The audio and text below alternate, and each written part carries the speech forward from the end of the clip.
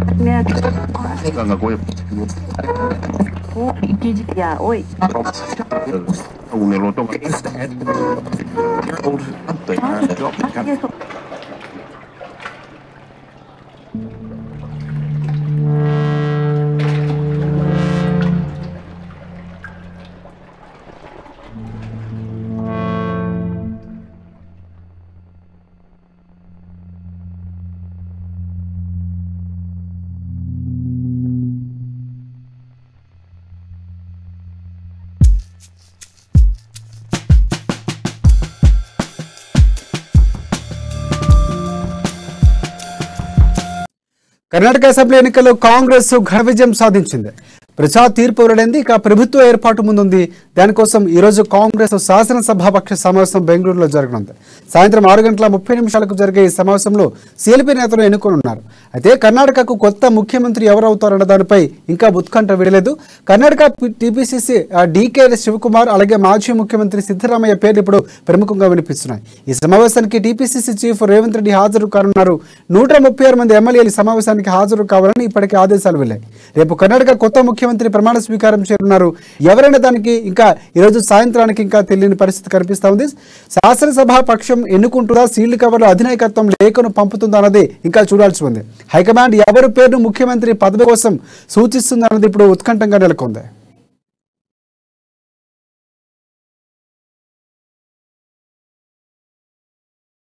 దీనిపై మరింత సమాచారాన్ని మా బ్యూరో చీఫ్ కృష్ణమూర్తి మనకి ఫోన్లో అందిస్తారు. ఎస్ కృష్ణమూర్తి, చెప్పండి. Thank you Rajasekhar. కర్ణాటకలో కౌంటింగ్ పూర్తయి కాంగ్రెస్ పార్టీకి స్పష్టమైన మెజార్టీ వచ్చింది. 2 వరకు భాగంగానే అనుకున్నప్పటికీ ఎవరి మద్దతు అవసరం లేకుండానే కాంగ్రెస్ పార్టీకి ఆ మ్యాజిక్ ఫిగర్ దాటి 137 స్థానాల్లో విజయం సాధించింది. దీంతో సీఎం అభ్యర్థి విషయంలో ఆ పార్టీ అధిష్టానం కొంత కసరత్తును మొదలుపెట్టింది. నిన్ననే అంటే పార్టీ ఎమ్మెల్యేలు ఎవరైతే ఎమ్మెల్యేలు గెలిచారో వారందరినీ వేర్వేరు ప్రాంతాలకు తరలించినటువంటి కాంగ్రెస్ అధిష్టానం ఈ రోజు సాయంత్రం సీఎల్పీ సమావేశాలు నిర్వహించింది. ఈ సమావేశంలో సీఎం అభ్యర్థి ఎవరు అనే విషయంలో కొంత ఎన్నిక జరిగే ముందు ఏకాగ్రీవ అభిప్రాయం కోసం కాంగ్రెస్ పార్టీ కసరత్తు చేస్తాం. వాస్తవానికి కాంగ్రెస్ లో సీఎం అభ్యర్థిగా పోటీగారు మాజీ ముఖ్యమంత్రి సిద్ధరామయ్యతో పాటు కాంగ్రెస్ సీనియర్ నేత డీకే శివకుమార్, వీరిద్దరూ సీఎం పదవిని ఆశిస్తున్నారు. వీరిద్దరిలో ఎవరికో ఒకరికి ప్రస్తుతానికి సీఎం అభ్యర్థిగా ఖరారు చేసేటువంటి అధిష్టానం 2.5 సంవత్సరాల తర్వాత మరొకరి మీద అంటే ఒక ఐదేళ్లలో 2.5 సంవత్సరాలు సిద్ధరామయ్య ఉంటే మరో 2.5 సంవత్సరాలు డీకే శివకుమార్ ఉండే విధంగా యోజన చేసి ఏర్పాటు చేసినట్టుగా తెలుస్తా ఉన్నది. ఈ సమావేశం సాయంత్రం ప్రారంభంగానే రాత్రి 7-8 కల్లా ఎవరు సీఎం అభ్యర్థిగా ప్రమాణ స్వీకారం చేయబోతున్నారు, తర్వాత ఎవరు అనే విషయంలో కొంత స్పష్టత వచ్చే అవకాశం ఉంది. ఈ రోజు సిఎల్పి సమావేశం తీసుకున్న నిర్ణయం మేరకు రేపు గవర్నర్ ను కలిసి సిఎల్పి నేరుగా ఎవరెన్నికారు అనే విషయంలో తెలిపేందుకు అధిష్టానం నిర్ణయించింది. దీంట్లో ఈ సమావేశంలో ఖర్గేతో పాటు మిగతా నేతలు పాల్గొనే అవకాశం ఉంది. కాంగ్రెస్ పార్టీ ఇప్పటికే అక్కడికి అంటే కర్ణాటకకు పరిశీలన అధిష్టానం దూతలుగా కొంతమంది పరిశీలన పంపించింది. ఈ పరిశీలకు అంటే సీఎం పదవిని ఆశిస్తున్న మంత్రివర్గ కూర్పు విషయంలో కూడా కొంత గెలిచిన ఎమ్మెల్యేలతో చర్చలు జరుపుతున్నారు. మొత్తం విధంగా ఏకగ్రీవ తీర్మానం చేయాలి, ఏకగ్రీవంగా ఎన్నుకోవాలి అన్న ఉద్దేశంతో ఉన్నటువంటి కాంగ్రెస్ పార్టీ అందుకు సంబంధించిన కసరత్తు చేస్తా ఉన్నది.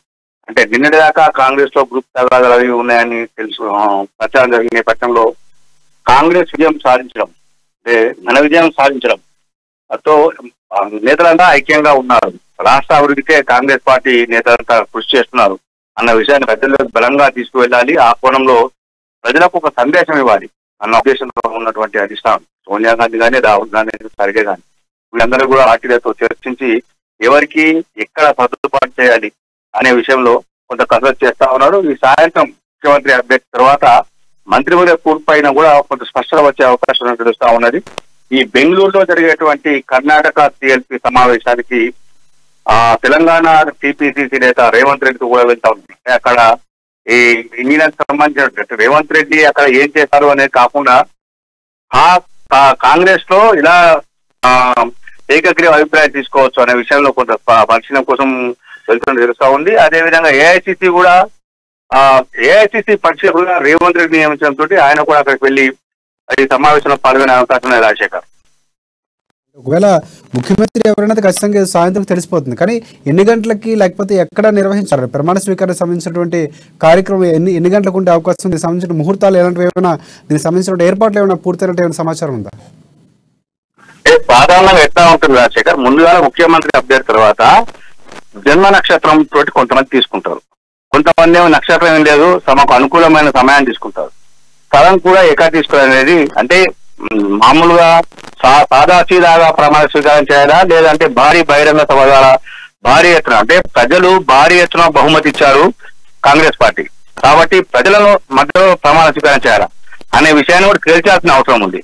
అంటే మొదటగా చూసుకుంటే మనము కొంతమంది ఏంటంటే సాధారణంగా ప్రమాణ స్వీకారం అంటే సాదాసీదాగా ఒక రాజ్భవన్ దర్బార్ హాల్ అట్లాంటి హాల్లో కానీ లేదంటే ఒక చిన్న ఫంక్షన్ హాల్లో వాటికి సంబంధించి తీసుకొని అక్కడ ప్రమాణ స్వీకారం చేసిన తర్వాత ముఖ్యమంత్రిగా పదవి బాధ్యత చేపట్టి మంత్రివర్గం కూర్చు తర్వాత ఒక భారీ బహిరంగ సభ విజయోత్సవ సభను నిర్వహిస్తారు. ఆధారంగా చేస్తారా లేదు అంటే పూర్తి స్థాయిలో ప్రజలు బహుమతి ఇచ్చిన నేపథ్యం అంటే 113 కావాల్సిన 113 సీట్లు వస్తే సరిపోయేది, కానీ 137 స్థానాల్లో కాంగ్రెస్ పార్టీ గెలిచింది. అంటే ఇది భారీ బహుమతి, ప్రజలు పూర్తి స్థాయిలో కాంగ్రెస్ ను ఆదరించి హక్కును చేసుకున్నారు. ఈ నేపథ్యంలో ప్రజల సమక్షంలో అంటే ఆదరించి హక్కును చేసుకున్న ప్రజల సమక్షంలో తమ అభిమాన నాయకుడు ముఖ్యమంత్రిగా చేయడానికి ప్రమాణ స్వీకారం చేస్తున్న విషయాన్ని అందరికీ ప్రత్యక్షంగా చూపించాలి అని అనుకున్నప్పుడు మాత్రం ఒక భారీ బహిరంగ సభ నిర్వహించే అవకాశం ఉంది. సిఎల్పి సమావేశం తర్వాత ముఖ్యమంత్రి అభ్యర్థి ఎవరు అన్న విషయం తర్వాత ఎప్పుడు చేయాలి, ఏ ముహూర్తము ఎక్కడ చేయాలి, ఎలా చేయాలి అనే విషయంలో కాంగ్రెస్ పార్టీలో మళ్ళీ అక్కడే సిఎల్పిలో కూర్చుండి చర్చించుకునే అవకాశం ఉంది. పూర్తి అంటే స్థాయిని అంటే ప్రమాణ స్వీకారం సిఎల్పి నేతలు పలానా నేతలు ఎన్నుకున్నారు, ఆయన పలానా చోట పలానా రోజున చేయదలుచుకున్నారు కాబట్టి ఏర్పాటు చేయాలంటే గవర్నర్ కు వినతి పత్రం ఇవ్వాల్సిన అవసరం ఉంది. ఆ వినతి పత్రం తర్వాత గవర్నర్ ఆమోదం ముద్ర వేస్తే అప్పుడు ఏర్పాటు పూర్తి చేసుకొని చేస్తుంటారు. ఏది ఏమైనప్పటికీ రేపు కానీ ఎల్లుండి కానీ సీఎం గా ప్రమాణ స్వీకారం చేసాం అంటే నీకే శివకుమారా లేకపోతే సిద్ధరామయ్య అనే విషయంలో సాయంత్రం స్పష్టత వచ్చే ఉంది కాబట్టి ఆ తర్వాత సిఎల్పి నిర్ణయం తర్వాత రేపు కానీ ఎల్లుండి కానీ ప్రమాణ స్వీకారం చేసే అవకాశం పార్టీ శ్రేణులు పెద్ద ఎత్తున సమ్మర్ జరుపులేందుకు కర్ణాటక వ్యాప్తంగా ఎక్కడికక్కడ ఏర్పాటు చేసుకుంటా ఉన్నారు. Rajasekhar, thanks for updates Krishnamurthy.